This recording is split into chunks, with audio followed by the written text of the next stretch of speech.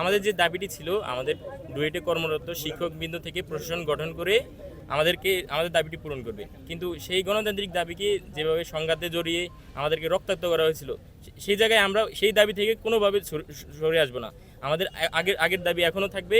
বাহিরের এই বিসিকে অবশ্যই প্রজ্ঞাপন বাতিল করতে হবে, আবার নতুন করে আমাদের এখানে কর্মরত যে শিক্ষকবৃন্দ আছে তাদের ভিতর থেকে প্রশাসন গঠন করতে হবে, তবেই আমরা আমাদের আন্দোলন শেষ করব।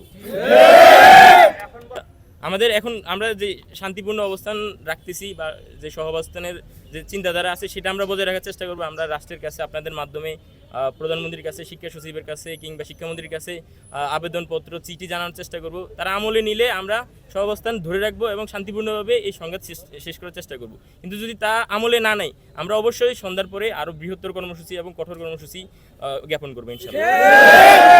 আমাদের অবশ্যই দাবি থাকবে ঈদের আগে যেন এই সংঘাত নিরসন করে, অন্যথায় হলে আমরা ঈদের পর পর্যন্ত এই আন্দোলন চালিয়ে যাবো এবং এর ভিতরে আমরা ক্যাম্পাসকে পুরোপুরিভাবে বন্ধ করে দেবো, শাটডাউন করে দেবো।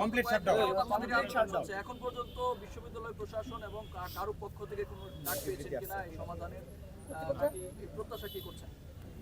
আমাদের সাথে দায়িত্বশীলভাবে আলোচনা বা অবস্থান করেনি কেউ এখন পর্যন্ত। আমরা আমাদের শিক্ষক মণ্ডলীর কাছে বারবার দাবি জানিয়েছি, তারা তাদের জায়গা থেকে যে লায়াবিলিটিস বলুন বা তাদের যেই লিমিটেশনস বলুন, তারা তার ভিতরে যতটুকু করার চেষ্টা করতেছেন, কিন্তু তা ফলপ্রসূ হচ্ছে না আমাদের জন্য।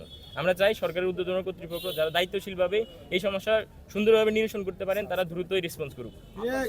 শিক্ষকবৃন্দ থেকেই বিসি নিয়োগ দিতে হবে, প্রশাসন গঠন করতে হবে এবং জারিকৃত যে প্রজ্ঞাপন আছে সেটা বাতিল করতে হবে এবং আমাদের উপরে যারা হামলা চালিয়েছে প্রত্যেককে শনাক্ত করে কঠোর বিচার করতে হবে। আইডেন্টিফাই করা আছে আমাদের কে কিভাবে হামলা করার চেষ্টা করছে।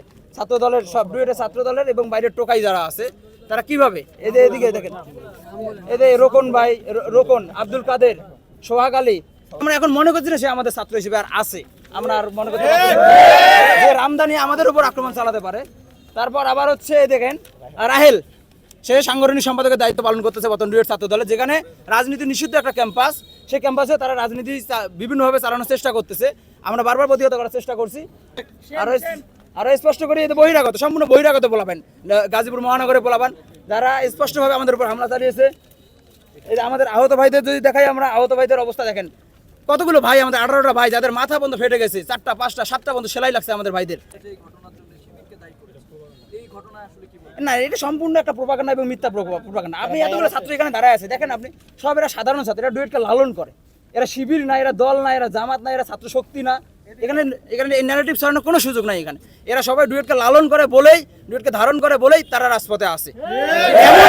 আপনাদের সুস্পষ্ট বলে দিয়ে যায়, এখানে এমনও আমাদের ভাইরা সবাই আছে যারা ছাত্র দলের সাথে সংযুক্ত, কিন্তু সে কি করে, ডুয়েটকে ধারণ করে, সে লালন, সে মনে করছে এটা তার যৌক্তিক আন্দোলন, সে আমাদের সাথে আন্দোলনে যুক্ত হয়েছে। ন্যারেটিভ ছড়ানোর কোনো সুযোগ নাই যে এটা হচ্ছে শিবিরের আন্দোলন বা অমুকের আন্দোলন। আমি স্পষ্ট করতেছি আপনাদেরকে, এখানে আমাদের 5ই আগস্টের পরে ছাত্রদের ম্যান্ডেট নিয়েই সম্পূর্ণ ছাত্র রাজনীতি নিষিদ্ধ ক্যাম্পাস, তারপরে জোরপূর্বকভাবে ছাত্র দল, ছাত্র শিবির এবং ছাত্র শক্তি কমিটি দিয়েছে, যেটার আমরা সাধারণ শিক্ষার্থীদের বারবার এর তীব্র নিন্দা এবং প্রতিবাদ এবং বিক্ষোভ মিছিল আমরা জানাই আসছি সবসময়, আবারও জানাচ্ছি যে এই ক্যাম্পাস 5ই আগস্টের পর যে ক্যাম্পাস আমরা ছাত্র রাজনীতি নিষিদ্ধ করছি, আজীবনের জন্য এখানে ছাত্র রাজনীতি নিষিদ্ধ।